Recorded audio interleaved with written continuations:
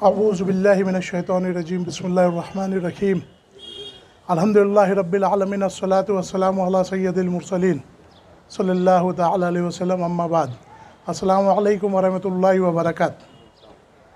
मैं अपनी बात शुरू करने से पहले मैं अल्लाह के रसूल सल्लल्लाहु अलैहि वसल्लम की एक छोटी सी हदीस पहले पेश करूँगा।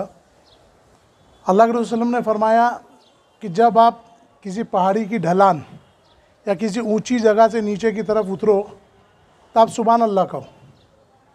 इसी तरीके से जब आप किसी पहाड़ी पर या किसी ऊंचान की तरफ चढ़ो तो अल्लाह अकबर कहो। तो सहाबा कराम ने सवाल किया अल्लाह के रसूल सल्लल्लाहु अलैहि वसल्लम से कि जैसे ये उतरने में सुभान अल्लाह और चढ़ने में अल्लाह अकबर का क्या है। अल्लाह के रसूल सल्लल्लाहु अलैहि वसल्लम ने मज़ीद फरमाया कि जब कोई इंसान किसी ऊंचाई से नीचे की तरफ जाता है तो दर हकीकत वो तनज़्ज़ुली की तरफ जाता है, वो नीचे की तरफ गिरावट की तरफ जाता है और उसका बोले ना एक्चुअल गिरना है, गिरावट है, ज़िल्लत है वो। तो जब हम नीचे की तरफ जाते हैं तो उस वक्त हम सुभान अल्लाह कहते हैं कि अल्लाह मैं तो इस गिरावट इस तनज़्ज़ुली की तरफ आ रहा हूँ, नीचे की तरफ आ रहा हूँ, लेकिन मेरी अल्लाह तेरी ज़ात इससे पाक है, मेरा रब तो इस गिरावट इस तनज़्ज़ुली से पाक है। ठीक इसी तरीके से जब हम किसी ऊंचाई की तरफ चढ़ते हैं, हम आला व अरफा किसी बुलंदी की तरफ जाते हैं तो हम उस वक्त अल्लाह अकबर कहते हैं कि अल्लाह आए मेरे रब मैं इस ऊंचाई की तरफ इस बुलंदी की तरफ आ रहा हूँ, लेकिन मेरे रब तू इससे भी बहुत आला व बाला है, तू फिर भी अकबर है।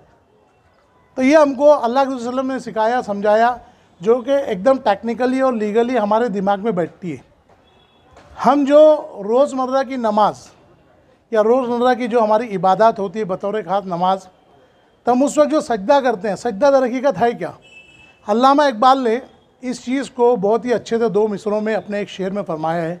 एक सजदा जिसे तू गिरा समझता है, एक सजदा जिसे तू गिरा समझता है, आदमी को देता है 1000 सजदों से निजात।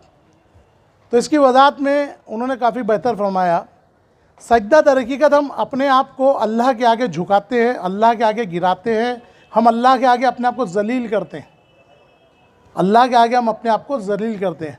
हम रुकू में आधा झुकते हैं, सजदे में मुकम्मल झुकते हैं।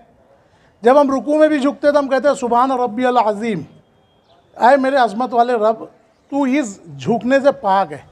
हम मुकम्मल सजदे में भी झुक जाते हैं तो हम कहते हैं सुभान रब्बियल आला, आए मेरे आला रब तो इस गिरावट से तनज़्ज़ुली से पाक है। तो इसी चीज़ को कि जब इंसान अपने आप को अपने मालिक हकीकी, अपने रब कायनात, अपने पैदा करने वाले के आगे जब झुकाता है, गिराता है या जलील करता है ना, तो फिर अल्लाह तबारक व तआला उसके जवाब में उसको फिर समाज में कहीं जलील नहीं होने देता।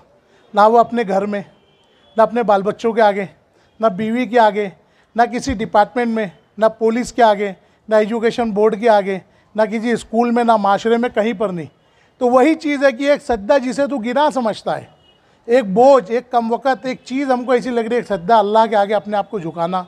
लेकिन अगर हम अल्लाह के आगे अपने आप को जलील कर दिए ना, तो फिर समाज में जो जगह जगह हमारे को जो ज़िल्लत नसीब होती है ना, वो हमको कभी नहीं होगी।